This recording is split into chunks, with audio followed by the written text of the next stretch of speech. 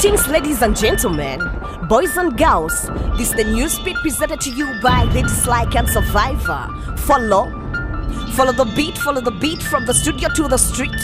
Info with the flow keeps you sharp and in the know. Sit back, relax, enjoy the news. Follow.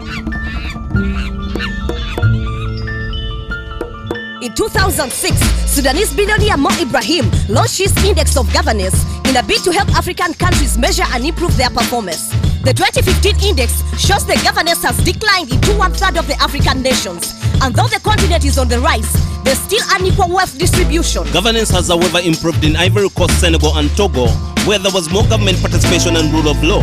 Much as Ivory Coast recovered well from the post-election mess, South Sudan plunged into civil war after attaining independence. South Sudan enters the index for the very first time at a very low position after Somalia. It's the second worst governed African nation. Nigeria improved in sustainable economic opportunity and job creation, but it's the fourth worst country in Africa in the sector of education. South Africa has ranked fourth, dropped points for the rampant social unrest, and the slow legislation of violence against women has put it to a test. Kenya improved due to the performance of its judiciary, but there was a decline in personal and national security. Although Zimbabwe has improved due a sustained period of stability, the government record has deteriorated when it comes to accountability, and growth has slowed down due to unemployment and economic activity. Mauritius, Cape Verde and Botswana are still the best governed countries in Africa, as Senegal is poised to become an economic giant of the future. Only 5 leaders have been worth over $5 million leadership prize so far. At last, the winner was former Namibian President Hifikepunye Pohamba. More than 1 billion people from Uzbekistan and Turkmenistan are coerced or forced into picking cotton. It's a deeply entrenched forced labor production system where their own citizens are the state victims. The government owns most of the land in both Asian countries and only offers it to the local farmers on lease.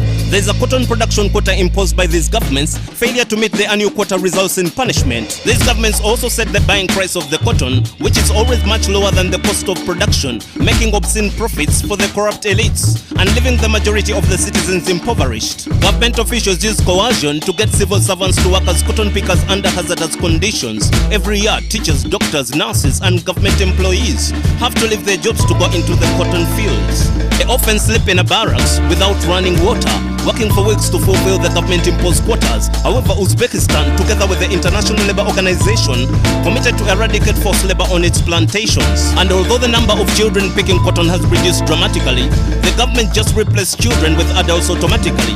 From the colonial era to the present day, the cotton industry continues to be tainted by slavery. Technology is driving innovation among the African youth. Our reporter MC Ella is here with more. Here is the incredible story of a Nigerian student who overcame setbacks to become the pride of the continent. Bobai Ephraim Kato is only 24 years old, but his name is now famous around the world. He invented a robot with artificial intelligence capable of solving a Rubik's Cube at a glance. But Kato's road to success was very difficult. First, he wanted to pursue a medical degree, but never got the grades to join the university. After failing twice, he moved to Sri Lanka to study IT and hopefully come back to opportunities in Nigeria. For his final project, he thought about the robot, but a week till presentation, it still wouldn't work. He worked hard around the clock, changing the software inside the intelligent robot. Kato now plans to return to his home country and find ways to change the world through technology. He says he wants to assist the military, and fighting Boko Haram would be his priority. He also believes that corruption can be fought if only technology does not remain an afterthought. Well done, Bobai Kato. You are a true African hero. I'm MC Yala, reporting for Newsbeat. Thank you, MC Yala, for that report. Did you know that Africa still has a colony? Probably not, and that's the plight of the Sahrawis.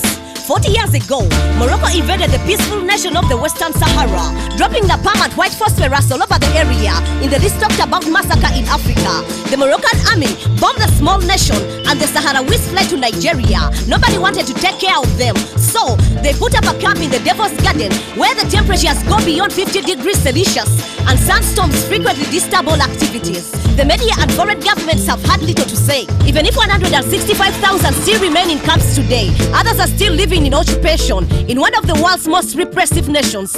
Western Sahara government in exile has not ceased to fight, and over 80 countries have recognized their right. They built a proto-state, the Sahrawi Arab Democratic Republic, hoping that one day they regain the right to independently exist. In the meantime, they've rebuilt their communities, unlike any other community of the refugees. Literacy rates are 90%, and they have been able to set up a parliament in hope of one day returning to their motherland.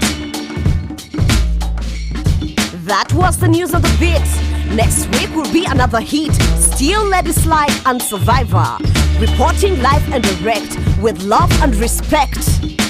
Follow the beat, follow the beat, follow the beat, follow the beat. Follow the beat. Follow the beat, follow the beat, follow the beat, follow the beat. Follow the beat.